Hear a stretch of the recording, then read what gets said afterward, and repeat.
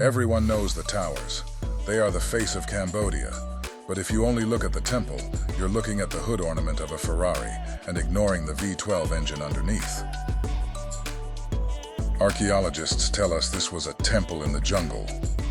But recent LiDAR scans, lasers that strip away the trees, revealed something else entirely. A 150 square mile precision-engineered urban grid. This wasn't a religious site. It was a massive, high-pressure hydraulic machine. And the math behind how they built it? Come on, people. It's time for a reality check. Before a single stone was laid at the temple, they had to build the battery. This is the West Baray. It's a man-made ocean, 5 miles long. Here is the kicker. It's not a hole in the ground. It's a raised reservoir. They built massive earthen dikes 30 feet high to hold 123 million tons of water above ground level. To do this, they moved 15 million cubic meters of earth. Using wicker baskets, that's 300 million individual trips. If you had 10,000 workers moving 80 baskets a day, every day, it would take them over a decade just to move the dirt for one reservoir. And they did it 3 times. The West, the East, and the North Barays. They weren't just digging, they were terraforming the planet. Why build an ocean in the jungle? Because Angkor Wat is a 5 million ton stone weight, sitting on a swamp.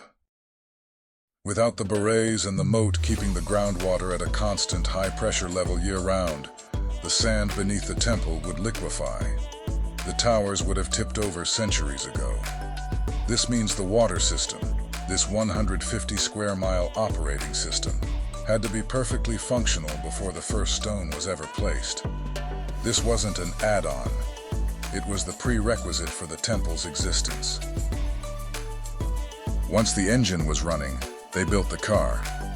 5 million tons of sandstone, quarried 30 miles away. To hit the 35-year timeline, they had to quarry, transport, carve, and set one massive block every 7 to 12 minutes, 24 hours a day, for 35 years straight. Come on, people. One block every 10 minutes? That isn't a jungle workforce. It's an industrialized production line. But the logistics of the dirt and stone are just the physical side of the "come on, people" moment. To really understand the level of tech we're dealing with, you have to look at the alignment. Archaeologists tell us they used primitive surveying. Reality check. The entire 150 square mile complex is aligned to a true east-west axis within 0.03 degrees. To achieve that across 5 miles of jungle, you don't just eyeball it. You need a level of geodetic surveying that we didn't think existed until the modern age. And it wasn't just for show. Angkor Wat is a giant stone computer tracking the stars.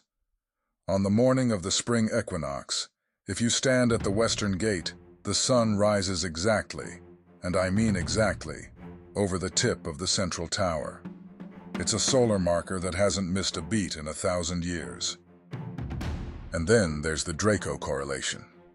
Some researchers have noted that the positions of the main temples in the Angkor complex aren't random. They are a mirror image of the constellation Draco.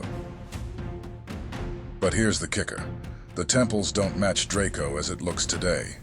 They match the constellation as it appeared in 10,500 BC. Whether you believe the site is that old, or that the Khmer were simply master astronomers who could map the precession of the equinoxes, a 26,000-year cycle, it leads to the same question. Where did they get the data? You don't get 0.03 degree precision and 26,000-year astronomical cycles from jungle dwellers with wicker baskets. This was a unified blueprint. The temple, the stars, and the water were all one single integrated calculation. But here is the part that really breaks the 35-year timeline. The bas-reliefs. Archaeologists tell us these were carved after the stones were set. Come on, people. We are talking about nearly half a mile of continuous, high-definition carving in the outer gallery alone. Over 12,000 square feet of stone, every inch covered in microscopic detail. And it's not just decoration, it's data storage. Take the churning of the Sea of Milk. It's a 160-foot-long masterpiece. It depicts 180 figures working together to churn the ocean to find the nectar of immortality. Look at the precision. There are over 1,800 unique devatas carved into these walls. No two are the same. Every single one has a different hairstyle, different jewelry, and different facial expressions. Think about the logistics. You have thousands of carvers working on scaffolds, in the humidity, on a production line that never stops. If one carver slips, if one chisel chips a vital piece of the calendar, you can't Control-Z a 5-ton sandstone block. The level of coordination required to align the hydraulics, the astronomy, and the art all at once. It implies a central processing unit we haven't found yet. This wasn't a project that evolved. It was a master file executed with 100% fidelity. The berets are the fuel, the moat is the stabilizer, the temple is the crown jewel. This was a unified blueprint aligned to the stars within 0.03 degrees.